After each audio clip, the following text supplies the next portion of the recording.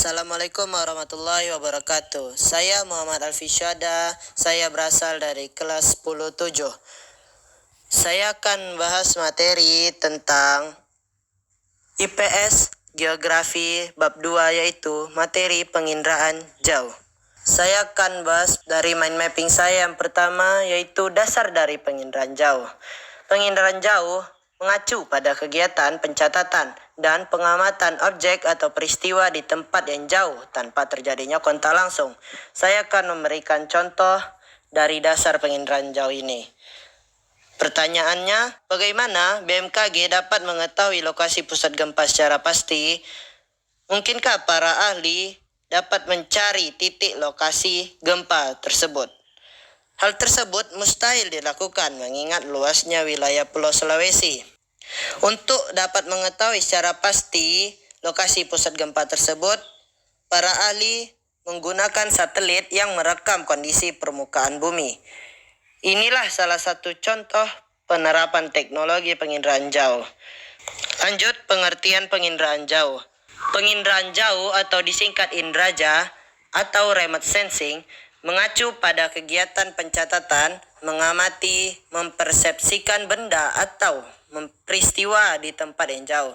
Artinya antara alat penginderaan dan objek tidak terjadi secara langsung. Lanjut, komponen dari penginderaan jauh. Penginderaan jauh pasti memerlukan serangkaian komponen yang saling bekerja untuk mengkoordinasi atau memperoleh informasi geosfer yang diperlukannya. Komponen ini terdiri atas sumber tenaga, atmosfer, objek, sensor, wahana, perolehan data, dan penggunaan data. Saya akan menjelaskan tentang komponen-komponen yang diperlukan untuk penginderaan jauh. Yang pertama ada sumber tenaga. Sumber tenaga ini difungsikan untuk sensor dapat merekam objek dari cahaya yang dipantulkan oleh objek. Sumber tenaga yang digunakan dalam sistem penginderaan jauh adalah tenaga elektromagnetik. Komponen yang kedua yang diperlukannya adalah atmosfer.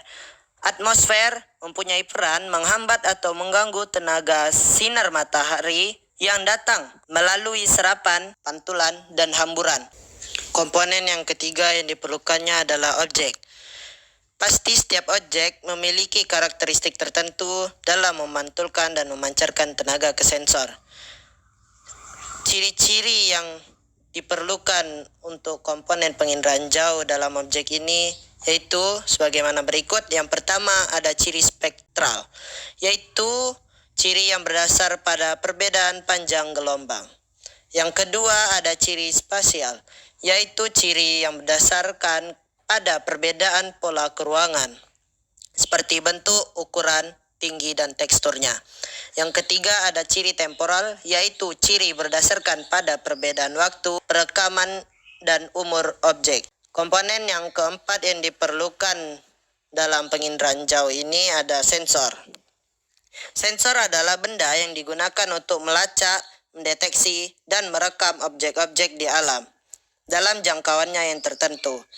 Jadi sensor ini berfungsi untuk menerima dan merekam tenaga yang datang dari suatu objek. Yang kelima komponen yang diperlukan dalam penginderaan jauh ada wahana. Wahana seperti kendaraan yang digunakannya untuk membawa sensor guna mendapatkan data INDRAJA. Yang keenam komponen yang diperlukannya adalah perolehan data. Perolehan data dapat dilakukan dengan cara manual dan digital. Perolehan data secara manual dilakukan dengan cara interpretasi foto udara atau citra. Adapun perolehan data secara digital dilakukan dengan menggunakan teknologi komputer. Komponen ketujuh yang digunakannya adalah penggunaan data. Tingkat keberhasilan dari penerapan sistem penginderaan jauh ditentukan dari sini. Kemampuan penggunaan data dalam menerapkan hasil penginderaan jauh juga dipengaruhi pengetahuan yang mendalam tentang ilmu masing-masingnya. Data yang sama dapat digunakan untuk mencari informasi yang berbeda bergantung tujuan yang kita akan simpulkan. Lanjut, kita akan membahas jenis-jenis citra penginderaan jauh. Terdapat beberapa jenis citra penginderaan jauh, yaitu pertama citra foto, yang kedua citra non-foto. Citra adalah gambaran suatu objek yang tampak pada cermin melalui lensa kamera atau hasil penginderaan jauh yang telah dicetak. Jenis yang pertama ada citra foto. Citra foto berupa potret objek di permukaan bumi yang difoto berdasarkan spektrum elektromagnetik. Yang kedua ada citra non-foto. Citra non-foto adalah hasil penginderaan jauh yang tidak menggunakan sensor kamera tetapi sumber sensor gelombang elektromagnetik dan wahana. Lanjut kita pada materi interpretasi citra penginderaan jauh. Citra penginderaan jauh yang telah dihasilkan kemudian diolah dan dianalisis untuk mengali informasi dari objek.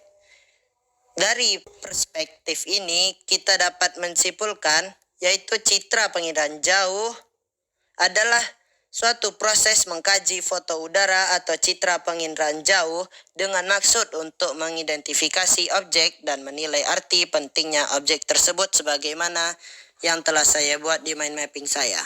Ada tahapan-tahapan dalam melakukan interpretasi citra penginderaan jauh. Yang pertama ada deteksi. Deteksi adalah kegiatan awal dari pengamatan objek yang akan dilakukan. Tahapan deteksi ini merupakan kegiatan awal menentukan keberadaan suatu objek. Yang kedua ada identifikasi, yakni menggali objek yang diamati melalui pengambilan gambar citra.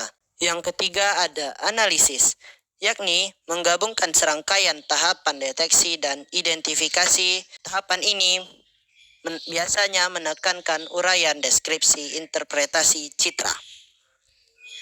Langkah yang keempat ada deduksi. Deduksi ini berguna untuk menarik kesimpulan. Penarikan simpulan ini tidak dapat dilakukan hanya sekali. Ini harus berulang-ulang karena identifikasi harus terperinci dan analisis kita harus kita lakukan dengan baik agar dapat mempresentasikan interpretasi citra ini dengan baik. Lanjut yang terakhir ada manfaat penginderaan jauh. Manfaat penginderaan jauh ada banyak. Saya akan membahas sedikit saja di sini.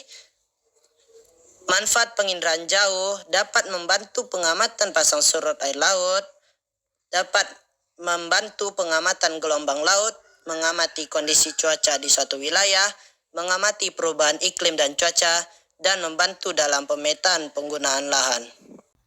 Baiklah, demikian ini yang bisa saya sampaikan materi tentang penginderaan jauh. Kurang lebih saya mohon maaf. Atas kekurangannya saya meminta maaf sebesar-besarnya. Wassalamualaikum warahmatullahi wabarakatuh.